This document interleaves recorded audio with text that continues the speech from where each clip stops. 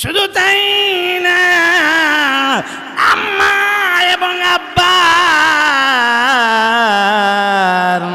সাক্ষাতের মাধ্যমে আমি আল্লাহ মহান রব্বুল আমিন গন্তব্যস্থান পৌঁছাইয়া দিয়া এমন সময় আমার ফেরেশতাকে ডাক দিলাম, এ আমার ফেরেশতারা, আমার বান্দিনীর রেহেমের ভিতরে যে পানি, নাপাক পানি ঢুকলো, এই পানির মধ্যে তোমরা কাজ করো। সুবহানাল্লাহ কইতেন না? ও কুনতুম আমওয়াতান, অথচ তোমরা ছিলে মৃত, নিষ্প্রাণ, তোমাদের কোনো অস্তিত্ব ছিল না, অস্তিত্ববিহীন ছিলেন। কথা ঠিক না বেঠে? চিন্তা করছ? নামাজ পড়ো না, লম্বা কথা। শুধু তাই না, মহান রব্বুল আমিন মার রেহেমের ভিতরে পৌঁছাইয়া ফেরেশতাকে ডেকে ডেকে বলে, ও ফেরেশতারা কাজ করো। ফেরেশতারা ঢুকছে, গিয়া দেখে অন্ধকার। একটা না, দুইটা না, তাফসীরে কিতাবে লেখেন তিনটা অন্ধকার। কয়টা অন্ধকার? শুধু তাই না, এই তিন অন্ধকার দেখিয়া ফেরেশতারা বের হয়ে আসলো। আসিয়া মহান রবকে ডেকে ডেকে বলে, প্রভু আল্লাহ, যে পানির মধ্যে কাজ করার কথা বললাম, একটা অন্ধকার না, তিনটা অন্ধকার না, অন্ধকারের ভিতরে আমরা কিভাবে কাজ করব? জোরে জোরে বল সুবহানাল্লাহ। দুনিয়া ক্ষণস্থায়ী, চিরস্থায়ী জিন্দগি সামনে। কথা ঠিক না বেটে? সেই চিরস্থায়ী জিন্দগিতে শান্তিতে বুক বিলাস করার জন্যে আল্লাহ পাক 1 লক্ষ থেকে 2 লক্ষ মতান্তরে 24,000 নবী রাসূলগণ পাঠাইয়া নবী রাসূলদের মাধ্যমে মানুষদেরকে একতাই বুঝাইতে চাইছে যে মানুষের সম্পর্ক যেন আল্লাহ তাআলার সাথে হয়ে যায়। কথা ঠিক না? আল্লাহ এক, আল্লাহ ছাড়া আর কোনো মাবুদ নাই। মানুষ যেন কোরআন এবং হাদিস অনুযায়ী আমল করে, ঈমান আর আমল নিয়ে কবর যাইতে পারে। কথা ঠিক না? এই জন্য আল্লাহ পাক পবিত্র কোরআনুল কারীমে 6,666 খান আয়াতে কারিমা নাজিল করেন। 500 আয়াত হলো বিধিবিধান, কোনটা বৈধ, কোনটা অবৈধ, কোনটা হালাল, কোনটা হারাম, এই ব্যাপারে আল্লাহ 500 আয়াতে বিবরণ দিছে। বাকি 6,166 আয়াতে আল্লাহ ওয়াজ করছেন। এখন বলেন তো দেখি, ওয়াজের আয়াত বেশি না বিধিবিধানের আয়াত বেশি?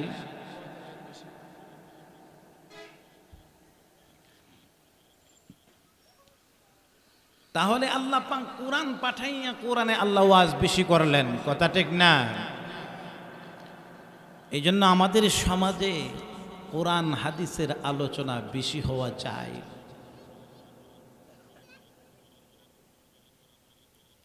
পবিত্র কোরআনুল কারীম, পবিত্র কোরআনুল কারীমের সূরাতুল বাকারার 27 নম্বর আয়াতে কারিমা আমি তেলাওয়াত করছি। যেহেতু তাফসির মাহফিল, তাফসিরের হাসিয়তে কিছু কথা বলার জন্য যদি আল্লাহ পাক তৌফিক দান করে, তো তাফসিরের হাসিয়তে কিছু কথা বলার জন্য চেষ্টা করব। আমা তাওফিকি ইল্লা বিল্লাহ। আল্লাহ যদি তৌফিক না দান করে বলার মতন কোনো ক্ষমতা, এজন্যে আল্লাহ পাক এই আয়াতে ওয়াজ করেন, কাইফা তাকফুরুনা বিল্লাহ, কাইফা শব্দটা তাফসীরের কিতাবে তার অর্থ বুঝাইছেন তাআজ্জুব, আশ্চর্যবোধক মানা জন্য এই কাইফা শব্দটা আসে। আমরা সমাজে অনেক সময় বলি, হে কেমনে এই কামটা করলেন, কথা ঠিক না? হে রে আমি খাওয়াইলাম, লেখাপড়া শিখাইলাম, এত কিছু করলাম, হে কেমনে এই কাজটা করল? এই জন্য আল্লাহ পাক বলেন কাইফা তাকফুরুনা বিল্লাহ, কেমন করে তোমরা আমি আল্লাহর সঙ্গে কুফরি করো। ওয়া কুনতুম আমওয়াতান, অথচ তোমরা ছিলে মৃত, নিষ্প্রাণ, তোমাদের কোনো জান ছিল না, প্রাণ ছিল না, কথা ঠিক না বেটে? ফাআহইয়াকুম, আমি আল্লাহ তাআলা তোমাদেরকে জান দিছি, অর্থাৎ জীবন দিছি। সুম্মা ইউমীতুকুম, আবার তোমাদেরকে আমি আল্লাহ পাক মৃত দিব, মরণ দিব। সুম্মা ইউহয়ীকুম, মৃত্যুর পরে আমি আল্লাহ পাক আবার কবরের জগতে জিন্দা করব। সুম্মা ইলাইহি তুরজাউন, জোরে জোরে বলুন সুবহানাল্লাহ। তারই নিকটে ফিরে যেতে হবে। এটা হলো আয়াতের শাব্দিক অর্থ। তার তাফসীর মুফাসসিরিনে কেরাম অনেক লম্বা লেখেন। আল্লাহ পাক বলেন কাইফা তাকফুরুনা বিল্লাহ, কেমন করে তোমরা আমি আল্লাহর সঙ্গে কুফরি করো। জমিন কার? আকাশ কার? সূর্য কার? চন্দ্র কার?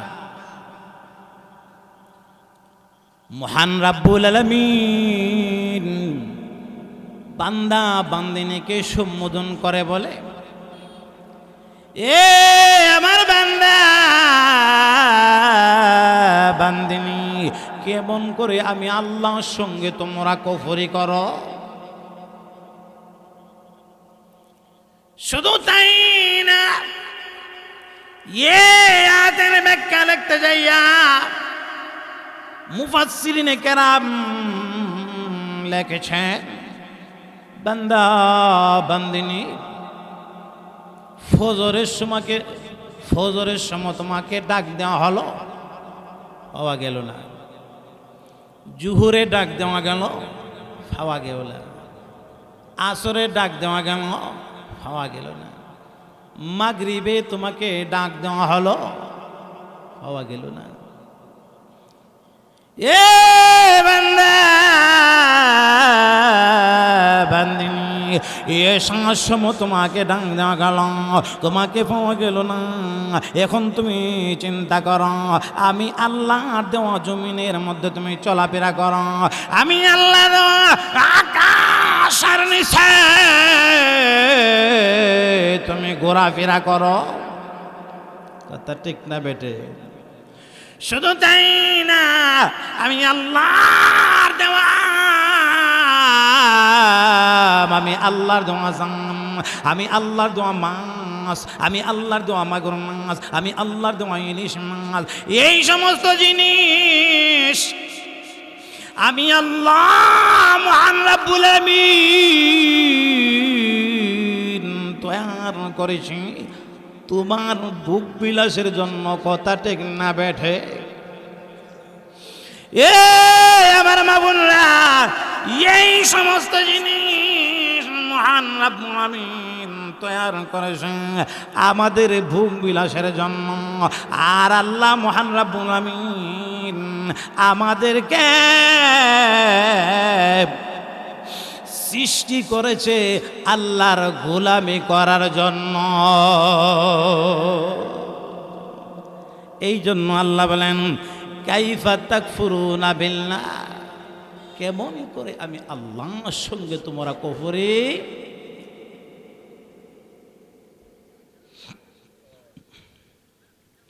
এ আমার বান্দা,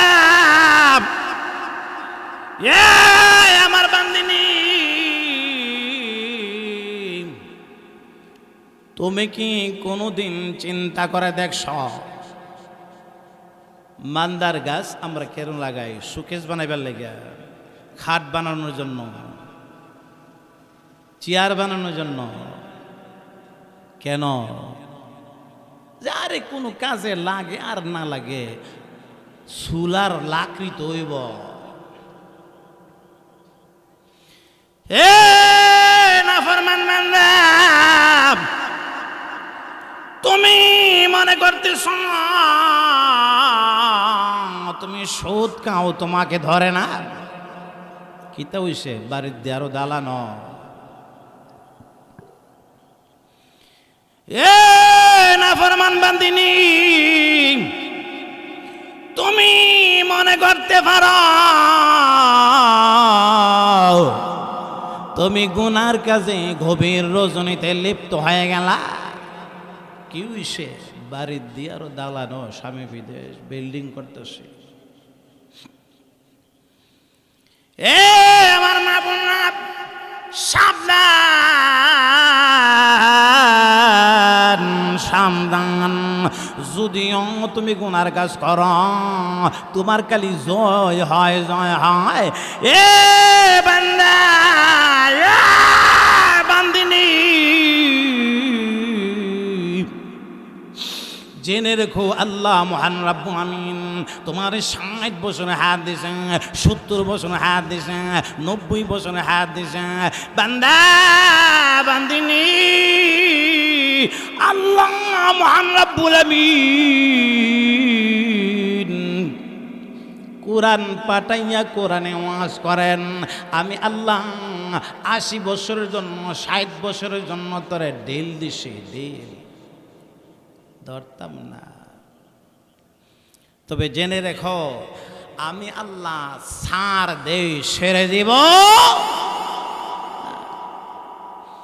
এই জন্য আল্লাহ বলেন কাইফা তাকফুরুনা বিল্লাহ, কেমন করে আমি আল্লাহর সঙ্গে তোমরা কুফরি করো। ওয়া কুনতুম আমওয়াতান, অথচ তোমরা ছিলে নিষ্প্রাণ, তোমাদের কোনো জান ছিল না, প্রাণ ছিল না। কথা ঠিক না বেটে? হে আমার বান্দা, হে আমার বান্দিনী, কোরআনের কাছে আসো, আসলে তোমাদের বুঝে আসব তোমার কোনো জান ছিল না, তোমার কোনো প্রাণ ছিল না। তুমি ছিলে আমের ভিতরে, তুমি ছিলে জামের ভিতরে, তুমি ছিলে কাঁঠালের ভিতরে। জোরে জোরে বলুন সুবহানাল্লাহ। এগুলা তোমার আম্মারে আব্বারে খাওয়াইয়া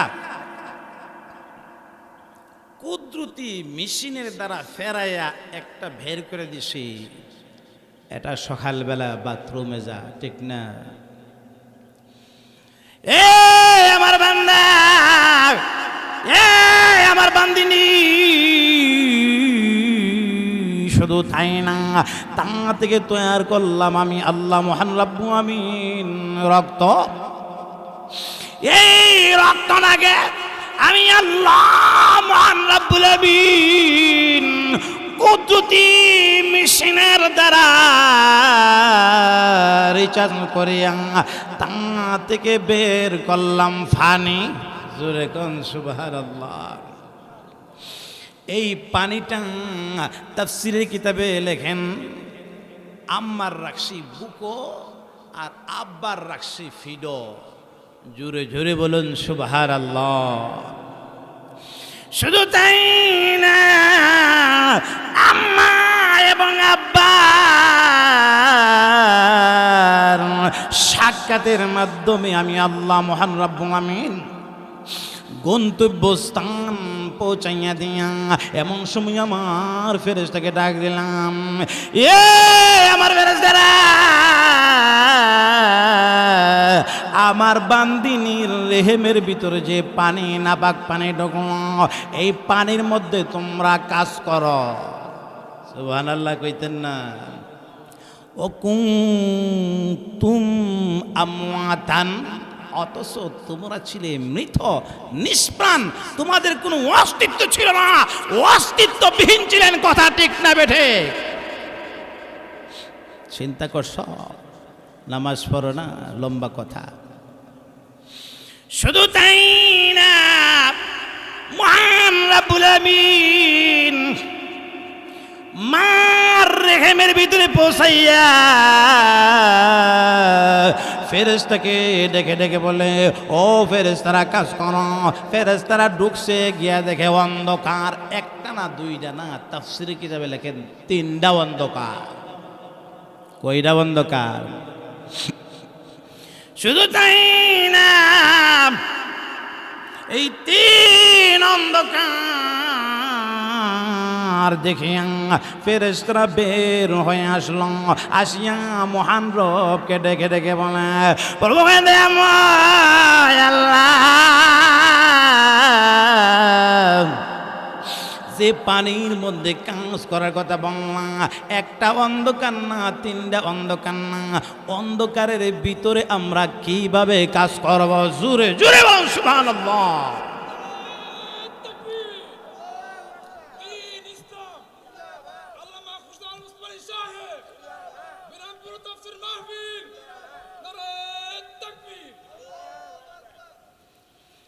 এমন সময় মহান রব্বুল আমিন ডাক দিয়ে বলতে আরম্ভ করে, ও আমার ফেরেশতারা, তোমাদের পক্ষে সম্ভব না। আল্লাহ অন্ধকারে কিভাবে কাজ করব? সম্ভব না। আল্লাহ লাইটিংয়ের ব্যবস্থা করছে। লম্বা কথা। ফেরেশতারা ঢুকছে, ঢুকে দেখে লাইটিং। আল্লাহ এখন যে লাইটিংয়ের ব্যবস্থা করছো, গিয়ে দেখি এ ফানের উপরে কোনো আকৃতি নাই, কেমনে কাজ করব? ও কুনতুম আমওয়াতান, তার ব্যাখ্যাতে মুফাসসিরিনে কেরাম লেখেন, এমন সময় মহান রব্বুল আমিন ডাক দিয়ে বলতে আরম্ভ করে, আমার ফেরেশতারা, আমি আল্লাহ মহান রব্বুল আমিন যদি পানির উপরে ছবি আঁকা দেই, কাজ করতে তোরা পারবে কিনা? জোরে বলুন সুবহানাল্লাহ।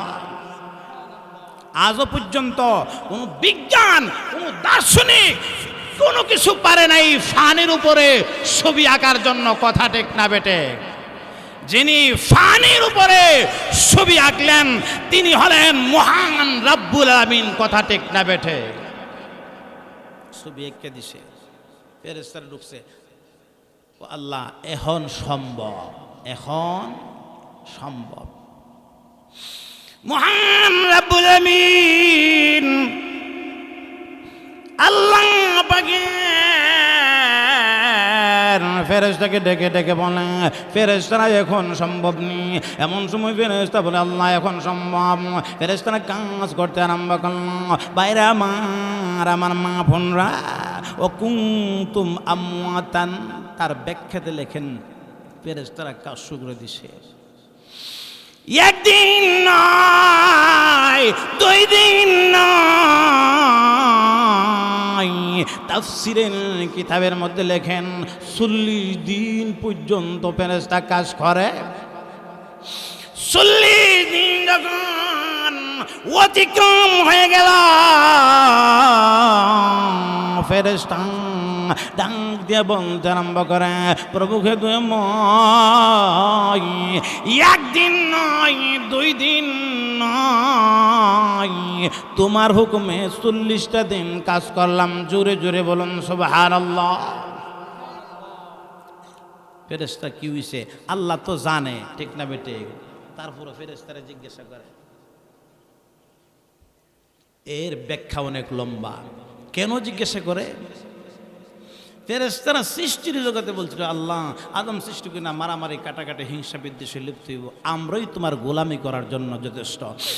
আল্লাহ বলেন, আদম সৃষ্টির ব্যাপারে আমি আল্লাহ যা জানি তা তোমরা জানো।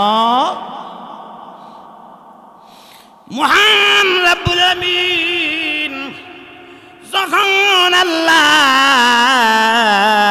ফেরেশতারা জিজ্ঞাসা করে, ফেরেশতারা বলে আল্লাহ 40 দিন কাজ করার পরে এটা একটা রক্তপিণ্ড হয়েছে। এমন সময় আল্লাহ মহান রব্বুল আমিন ডেকে ডেকে বলে, ফেরেশতারা আরো 40 কাজ করো, আরো 40 কাজ করলেন। লম্বা কথা, এটা একটা গোশতের টুকরা হয়ে গেছে। এ আমার ফেরেশতারা আরো 40 দিন কাজ করো, আরো 40 দিন কাজ করার পরে এটা একটা শিলের আকার ধারণ হয়েছে। এখন 3 চিল্লা 4 মাস হয়ে গেছে, মাও বুঝতে পারে পেটের মধ্যে যে কি আছে, কথা ঠিক না বেঠে। 3 চিল্লা 4 মাস, এই জন্য তো চিল্লার জামাত 3 চিল্লা। 3 চিল্লা 4 মাস সময় লাগাইলে মানুষের মধ্যে একটা পরিবর্তন ঘটে, কথা ঠিক না বেঠে। ওয়াকুনতুম আমওয়াতান, তোমরা ছিলে মৃত, তোমরা ছিলে নিষ্প্রাণ, তোমাদের কোনো অস্তিত্ব ছিল না। আমি আল্লাহ কিভাবে অস্তিত্ব দিছি, এখন তুমি জমিনে আয়া বেড়া করে দেখা। রমজান মাস নামাজ পড়ি না কিতা হইছে, জোরে কন্যা নাউজুবিল্লাহ। রমজান মাস হোস্টেলে গিয়ে হ্যাঁ ডাইলের বরাত কামড় মারে, এই সমস্ত আল্লাহ ফেরেশতারে কইতো হ্যাঁ কালি রমজান মাস ডাইলের বরাত কামড় দিব, আর একটা সর মারবে সব দি দাঁত জমন হইরা জায়গা, কথা ঠিক না। তো আল্লাহ করছে দয়া, আর আমরা হইছি নষ্ট। কিতা হইছে, রমজান মাস ডাইলের বড়া খাই মশার দৌড়ে, ঠিক না বেটে? অনেক মজার কথা। শুধু তাই না, মহান রবের পেনে 3 চিল্লা 4 মাস পরে আল্লাহকে জিজ্ঞাসা করে, আল্লাহ 3 চিল্লা 4 মাস শিলের আকার ধারণ হয়েছে। যেহেতু তাফসির মাহফিল, তাফসির হাসিয়তে কথা বলার জন্য আমি চেষ্টা করতেছি আর কি। মহান রব্বুল আমিন এমন সময় ডেকে ডেকে বলতে আরম্ভ করেন, ফেরেশতারা এখন আমার বান্দার হাতের কাজ করতে আরম্ভ করো। শুরু হয়েছে, হাত করতে করতে যখন এই কুনি অতিক্রম করব, এমন সময় তাফসিরি কিতাবে লেখেন এই আয়াতের ব্যাখ্যা, আল্লাহ এই কুনিটা যদি তোমার বান্দা এই হাতটা যে মধ্যখানটা অতিক্রম করুম, এটার মাইজিকে কোনো বিয়ারিং টিয়ারিং লাগবো না। তাফসিরি কিতাবে লেখেন তারও একটা রহস্য আছে, তারও কি আছে একটা। শুধু তাই না, মহান রব্বুল আলামিন ডেকে ডেকে বলতে আরম্ভ করলাম, ও আমার ফেরেশতারা, আমার বান্দা আর বান্দিনী জমিনের মধ্যে যাবে, জমিনে যাইয়া আমার বান্দা আর বান্দিনী আমি আল্লাহ পাকের কুদরতি কদমের মধ্যে লুটিয়ে পড়ার জন্য হাত তুলবে কান পর্যন্ত। যদি মধ্যখানে বিয়ারিং না দেও, এটা মাথার উর্ফে যাইব, ঠিক না বেটে? বাঁকা হইব। এ আমার ফেরেশতারা, শুধু তাই না, হাতের মধ্যখানে একটা বিয়ারিং দিবা, আর বিয়ারিং দিয়ে ওইখান তো হবে না। এ আমার ফেরেশতারা, হাতের মধ্যখানে বিয়ারিং দিয়া আমার বান্দিনীর এই বিয়ারিং এর মধ্যে একটা গিরিজ লাগাইয়া দিবা। একদিন না, 2 দিন না, আমার বান্দিনী 80 বছরের হায়াত। জোরে জোরে বলুন আলহামদুলিল্লাহ। এ আমার ফেরেশতারা, আমার বান্দিনী আর বান্দা একদিন না, 2 দিন না, 80 বছরের হায়াতের ভিতরে কোনদিন যেন ডাক্তার দিয়া গিরিজ না লাগান লাগে, কথা ঠিক না? দেখবেন গরু কুরবানি করলে এরকম এই জয়েন্টের মধ্যে পিছলা পিছলা একটা থাকে, ঠিক না বেঠে? এটা হলো আল্লাহ পাকের কুদরতি গ্যারেজ। শুধু তাই না, মহান রব্বুল আমিনের হুকুমে মন ভাবে যখন গ্যারেজ লাগিয়ে দিল, সামনে বাড়তে আরম্ভ করল, এ কুনতুম আমওয়াতানের ব্যাখ্যাতে লেখেন আল্লাহ পাকের ফেরেশতা ডাক দিয়ে জিজ্ঞাসা করে, প্রভু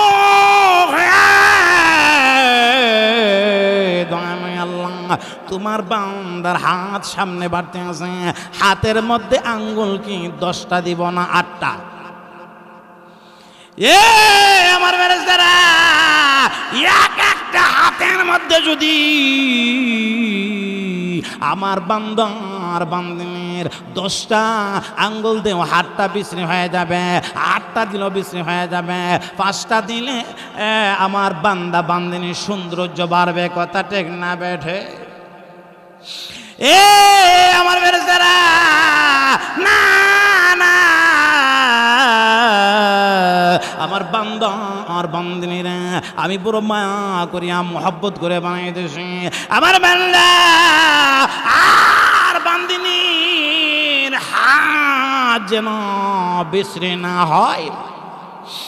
এক একটা হাতের মধ্যে 5টা কইরা আঙ্গুল লাগাইয়া দেয়।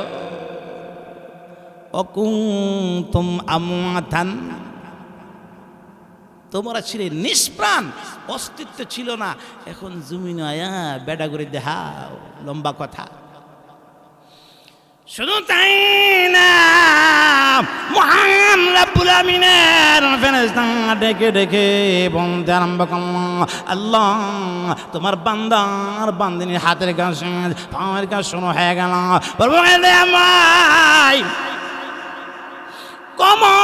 যে আমরা কাজ করব বডির মধ্যখানে, এখানে কি কোনো বিয়ারিং লাগবো কিনা?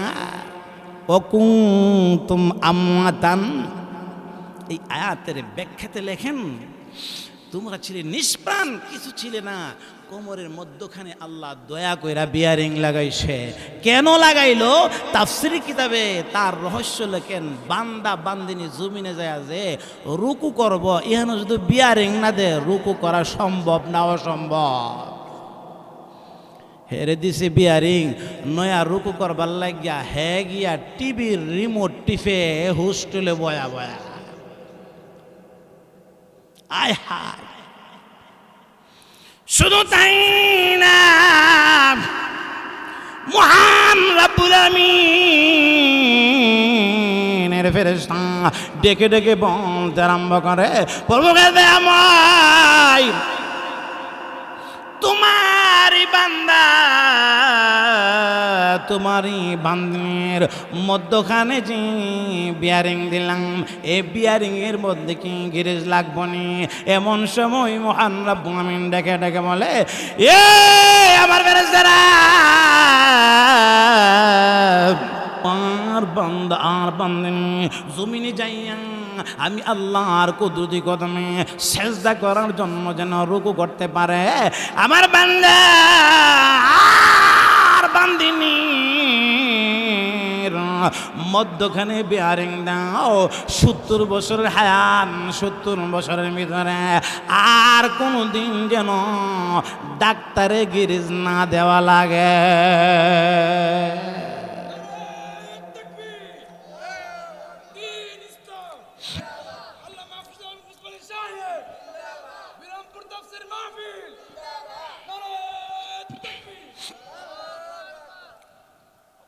ওয়াকুনতুম আমওয়াতান, তোমরা ছিলে নিষ্প্রাণ, তোমাদের কোনো অস্তিত্ব ছিল না, আমি আল্লাহ কিভাবে অস্তিত্ব দিছি তুমি কি কোনোদিন চিন্তা করছ?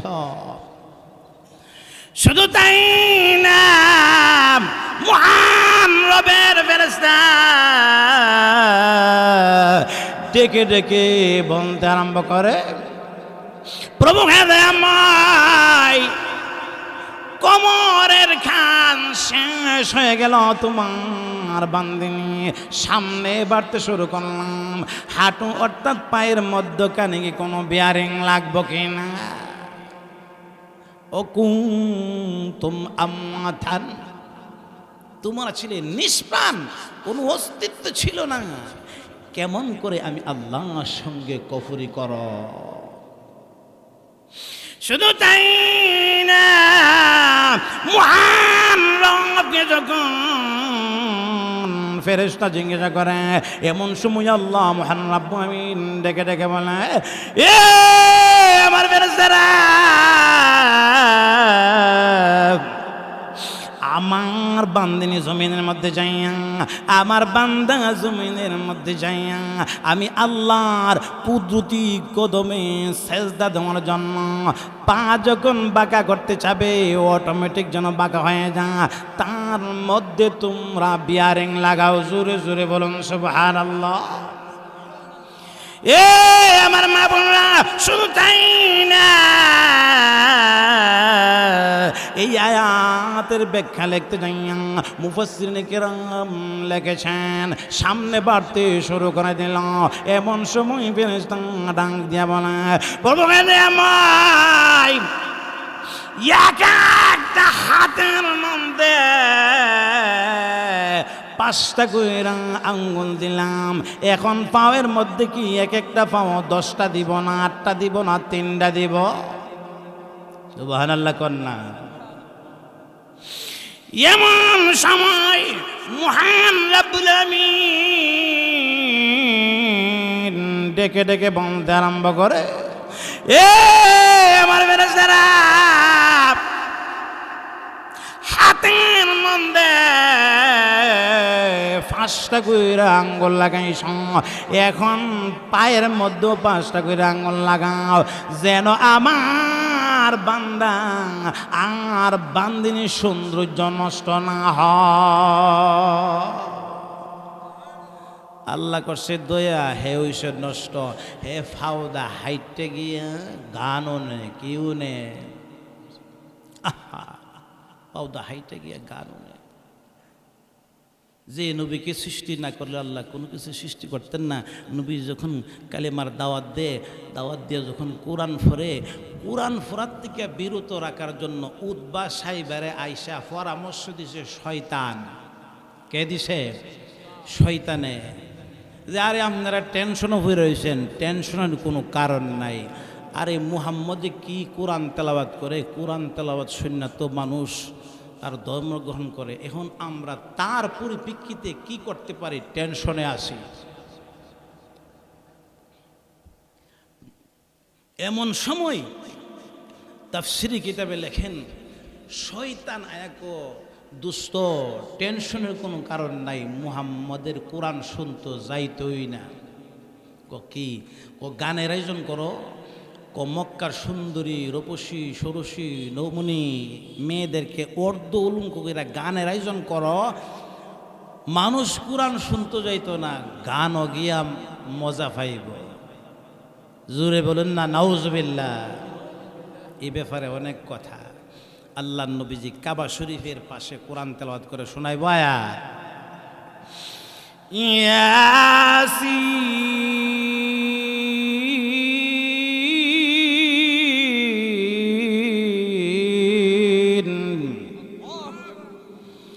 ওয়াল কুরআনিল হাকীম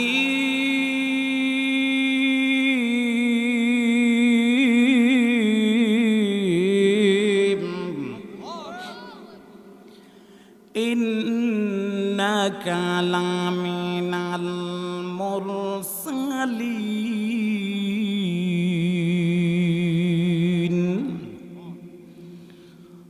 আলা সিরাতিম মুস্তাকিম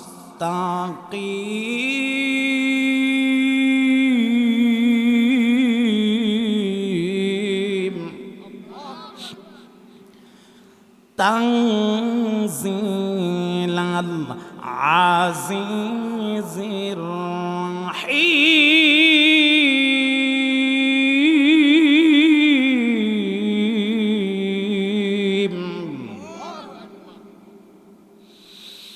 لتنذر قوما ما أنذر آباؤهم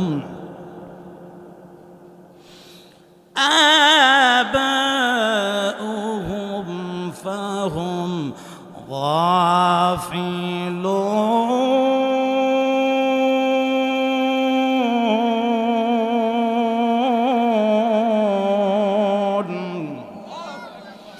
আল্লাহ নবীজি এমন ভাবে কোরআন তেলাওয়াত করে মানুষ নবীজির কোরআন তেলাওয়াত শুনিয়া কালিমা পড়ে মুসলমান হয়ে যায়। এই মুসলমানের সন্তানরা কেমন করে গানের আয়োজন করো, সাবধান করে দিলাম মুসলমানের সন্তান, সাবধান হয়ে যাও, সাবধান হয়ে যাও।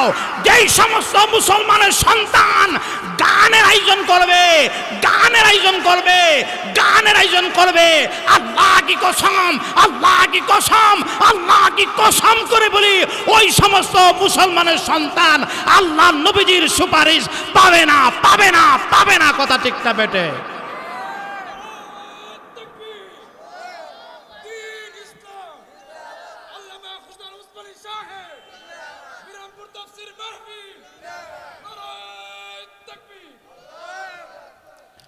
আল্লাহ করছে দয়া, হে হইছে নষ্ট। হ্যাঁ কি তো হইছে নষ্ট। আল্লাহ করছে দয়া, হের ধরে না। হে কিতা হইছে গান করি মৌলবীরাই তা কইবই।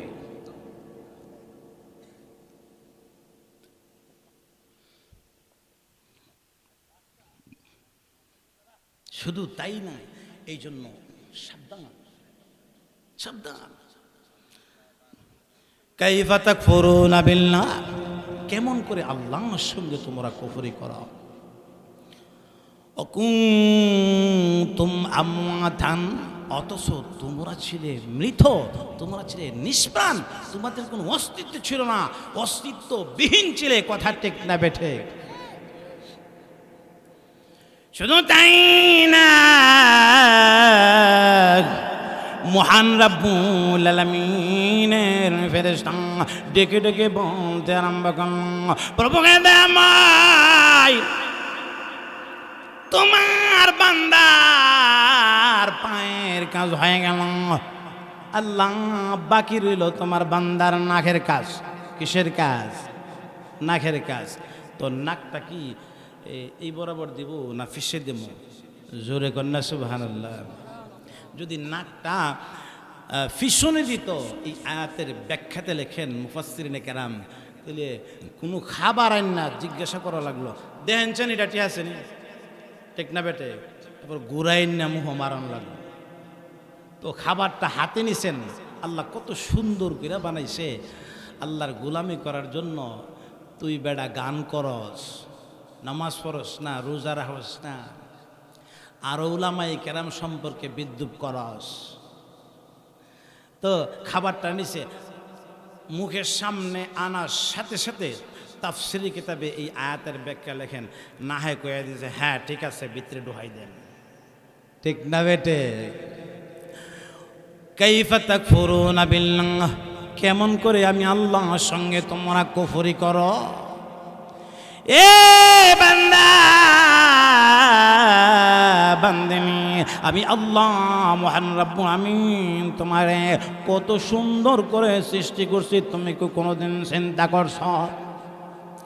শখটা যদি ইয়ানো না লাগাইয়া এই আয়াতের ব্যাখ্যাতে লেখেন, যে জায়গাতে আছে এই জায়গাতে না লাগাইয়া 4 আঙ্গুল উপরে দিত বা 3 ইঞ্চি নিচে দিত, অবস্থাটা কিতা হইল?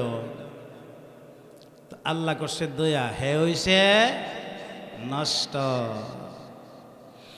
শুধু তাই না, মহান রব্বুল আমিন ডেকে ডেকে বলতে আরম্ভ করে, কাইফা তাকফুরুনা বিল্লাহ, বান্দা জমিন বানাইছি তোমার গোলামির জন্য, তোমার ফায়দার জন্য, তোমার আরাম আয়েশ ভোগ বিলাসের জন্য। আকাশ বানাইছি তোমার আরাম আয়েশ ভোগ বিলাসের জন্য।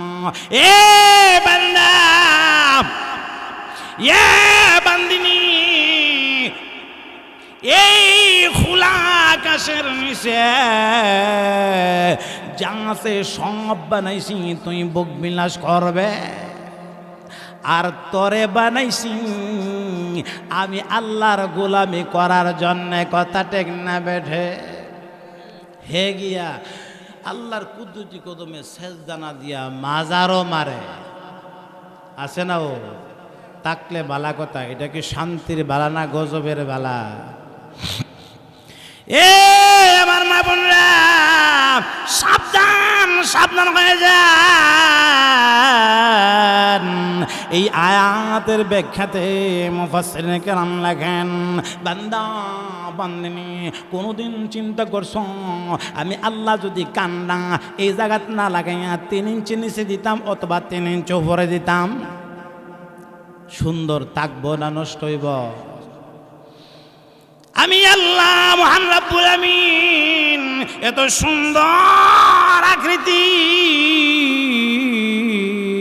নমুনা ডং দিয়া তোরে বানাইলাম আমি আল্লাহর গোলামি করার জন্য, আমি আল্লাহর কুদরতি কদমে সেজদা দেওয়ার জন্য। এ বান্দা, এ বান্দিনী,